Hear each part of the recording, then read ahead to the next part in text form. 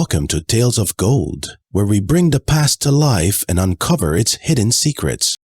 Today, we step into a period filled with intrigue, betrayal, and chaos, a time when no king was safe and no city was immune to disorder, when the once great Egyptian kingdom crumbled into war and political strife.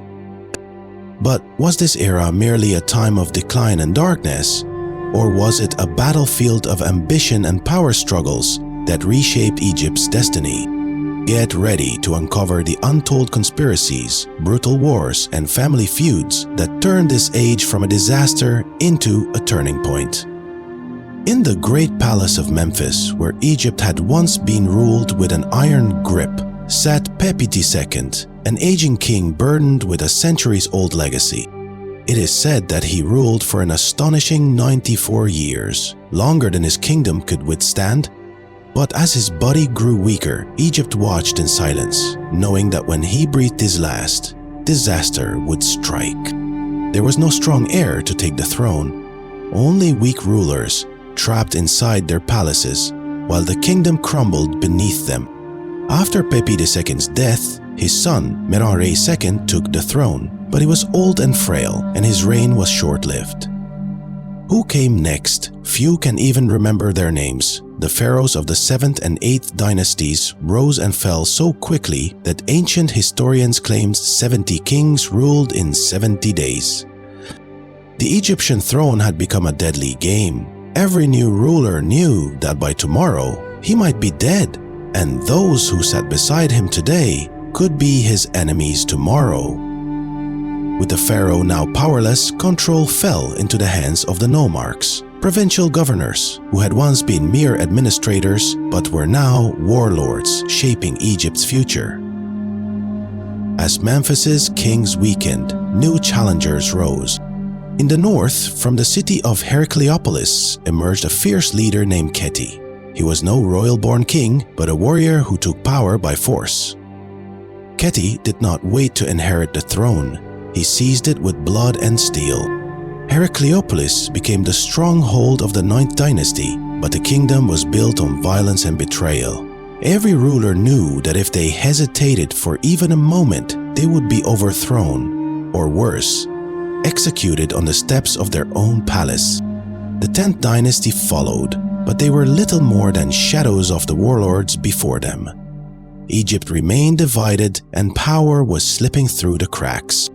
But far away, in the south, a new force was rising, waiting for the right moment to strike. While Lower Egypt was drowning in chaos, the south was changing. From the city of Thebes, powerful rulers were emerging, leaders who refused to bow to Heracleopolitan kings.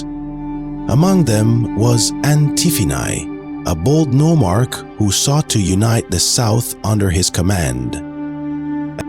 On his tomb walls, Anktifi proudly declared, "I saved my people from famine. I let no one suffer. I was a light in the time of darkness."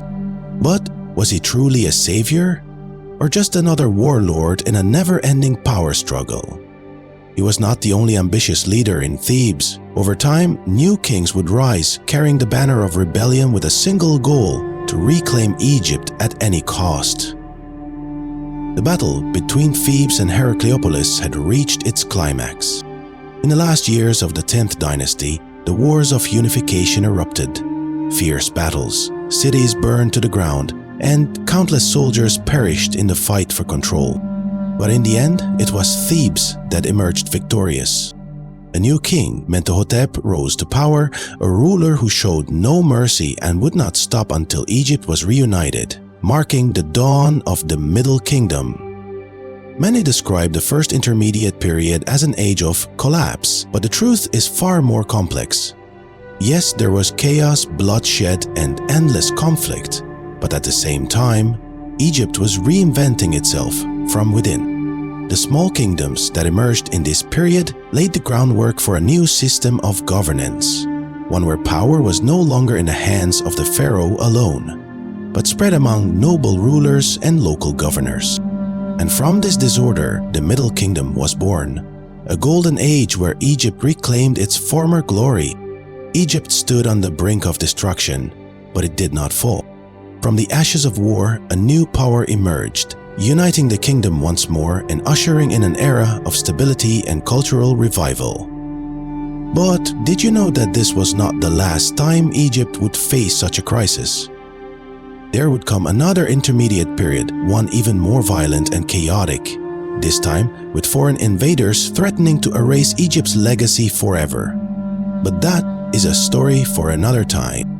If you enjoyed this journey into history, don't forget to like, subscribe, and hit the notification bell for more thrilling tales from ancient Egypt. Stay curious and keep exploring.